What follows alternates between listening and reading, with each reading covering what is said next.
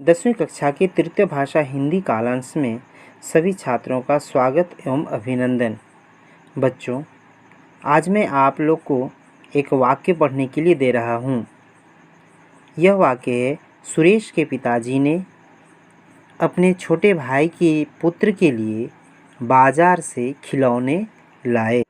इस वाक्य में आए के, ने, के लिए, से को अगर हम मिटा दें और इस वाक्य को पढ़ें तो वाक्य का अर्थ समझ में नहीं आएगा। सुरेश और पिताजी के बीच में के क्या कर रहा है? संबंध स्थापित कर रहा है।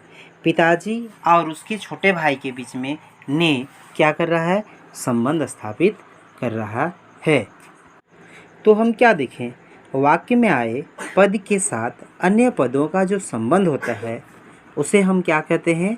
उसे हम कारक कहते हैं। तो बच्चों, आज हम कारक के बारे में पढ़ेंगे।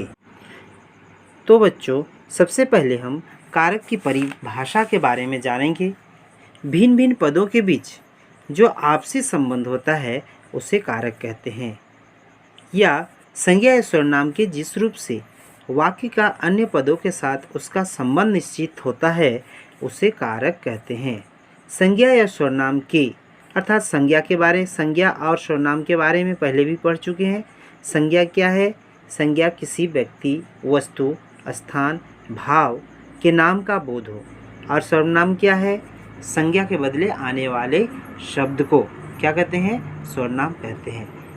संज्ञा या सर्वनाम के जिस रूप से वाक्य का अन्य पदों के साथ उसका संबंध निश्चित होता है उसे हम क्या कहते हैं? उसे हम कारक कहते हैं। आगे देखेंगे कारक के भेद। तो बच्चों, कारक के कितने भेद होते हैं? कारक के 8 भेद होते हैं और उसके चिन्ह को कारक चिन्ह या विभक्ति चिन्ह या परसर्ग भी कहते हैं। आगे देखेंगे हम लोग कारक के भेद और उसके चिन्ह। पहला है कर्ता कारक, दूसरा कर्म कारक, तीसरा करण कारक, चौथा संप्रदान कारक, पांचवा अपादान कारक, छठा संबंध कारक, सातवां अधिकरण कारक और आठवां संबोधन कारक। कारक और विभक्ति चिन्ह साथ साथ देखेंगे। पहला है कर्ता कारक। क्रिया को करने या कराने वाला को क्या कहते हैं? कर्ता कारक कहते हैं। अर्थात वाक्य में जिस पद के द्वारा क्रिया का संपादन होता है उसे कर्ता कारक कहते हैं। इसका चिन्ह है ने, से। कर्ता कारक परसर्ग रहित होता है और परसर्ग सहित भी होता है। कर्ता कारक के वाक्य में ने, से होता भी है और ने से नहीं होता है। उदाहरण देखेंगे मोहन पढ़ता है। दूसरा वाक्य देखेंगे मोहन ने पढ़ा। पहला वाक्य में परसर्ग नहीं है अर्थात यह परसर्ग रहित है। दूसरा वाक्य में देखेंगे मोहन ने पढ़ा, इसमें ने का चिन्ह है अर्थात कार्य करने वाला कौन है? मोहन। और ने का चिन्ह है अर्थात यह वाक्य क्या है? परसर्ग सहित है। दूसरा देखेंगे कर्म कारक। जिस पर क्रिया का फल पड़ता है उसे क्या कहते हैं?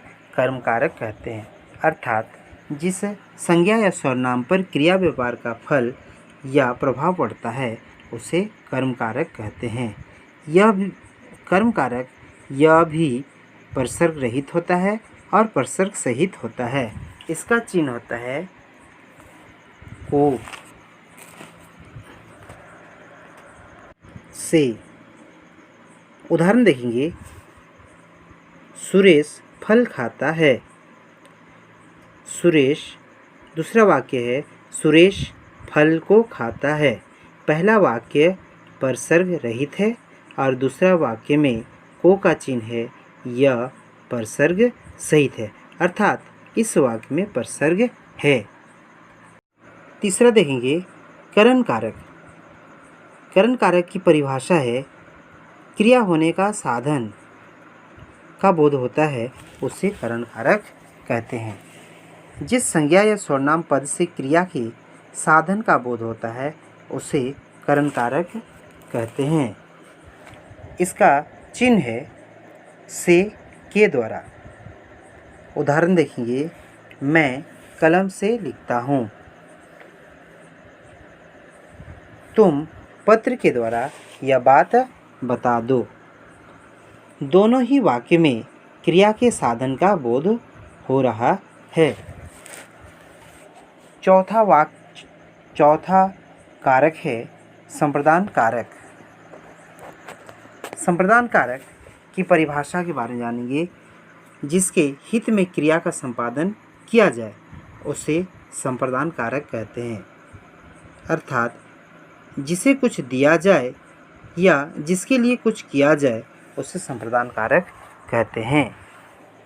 इसका चिन्ह है को के लिए।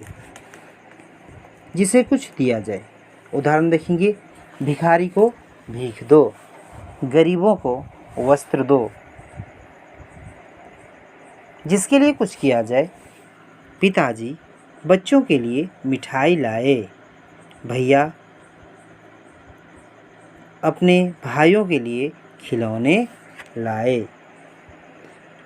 दोनों वाक्य में क्या हो रहा है, ऊपर का वाक्य में कुछ देने का बोध हो रहा है और नीचे का वाक्य में कुछ करने का बोध हो रहा है, उसे हम संप्रदान कारक कहते हैं। पांचवा है अपादान कारक। अपादान कारक क्रिया का जिससे अलग होने का भाव का बोध हो। अर्थात जिस संज्ञा या सर्वनाम से क्रिया व्यापार के अलग होने का बोध होता है उसे अपादान कारक कहते हैं। इसका चिन्ह है से। पेड़ से पत्ता गिरा, वह बस से उतरा। दोनों ही वाक्य में क्या हो रहा है, अलग होने का भाव प्रकट हो रहा है, उसे हम क्या कहते हैं, अपादान कारक कहते हैं। छठा है संबंध कारक। संज्ञाओं के बीच संपर्क होने का बोध होता है, उसे क्या कहते हैं, संबंध कारक कहते हैं। अर्थात जिस संज्ञा या सर्वनाम से उसका संबंध क्रिया से भिन्न किसी दूसरे शब्द कहने का अर्थ है संज्ञा या सर्वनाम के साथ सूचित होता है, उसे संबंध कारक कहते हैं। इसका चिन्ह है का, के, की, रा, रे, री, ना, ने, नी। उदाहरण देखेंगे, गोपाल का भाई जा रहा है, रीता की बहन पढ़ रही है। गोपाल और भाई के बीच में का क्या कर रहा है, संबंध स्थापित कर रहा है, इसलिए इसे क्या कहते हैं, संबंध कारक कहते हैं। सातवां है अधिकरण कारक। परिभाषा जानेंगे, क्रिया के होने का स्थान या समय का बोध हो उसे अधिकरण कारक कहते हैं। अर्थात जिस संज्ञा सर्वनाम से क्रिया व्यापार के आधार का बोध होता है उसे अधिकरण कारक कहते हैं। इसका विभक्ति चिन्ह है में, पर। जैसे उदाहरण जानेंगे, मेज पर किताब है, बोतल में पानी है। किताब का आधार क्या हुआ, मेज। मेज का अर्थ है टेबल और पानी का आधार क्या हुआ, बोतल। आठवां देखेंगे संबोधन कारक। किसी को पुकारने के लिए प्रयुक्त होता है उसे संबोधन कारक कहते हैं। अर्थात जिस संज्ञा या सर्वनाम से किसी को पुकारने का बोध होता है उसे संबोधन कारक कहते हैं। इसका चिन्ह है हे, अरे, अजी, अहो। उदाहरण देखेंगे, हे लड़के इधर आओ, हे भगवान, ये तूने क्या कर दिया। इसमें संबोधन चिन्ह का प्रयोग होता है। दोनों ही वाक्य में हम क्या कर रहे हैं? पुकारने का काम कर रहे हैं, इसलिए इसे क्या कहा गया है? संबोधन कारक कहा। तो बच्चों, आज हम कारक और उसके विभक्ति चिन्ह के बारे में पढ़ें। अगर हम कारक और विभक्ति चिन्ह को याद कर लेंगे तो कारक को समझने में आसान होगा। चिन्ह है, कारक और विभक्ति चिन्ह को इस प्रकार देखेंगे। कर्ता ने कर्म को करण से के द्वारा संप्रदान को के लिए अपादान से संबंध का के की रा रे री ना नेनी अधिकरण में पर संबोधन हे ओ अरे अजी अहो। इस प्रकार हम याद कर लेंगे तो कारक हमें आसान होगा। धन्यवाद।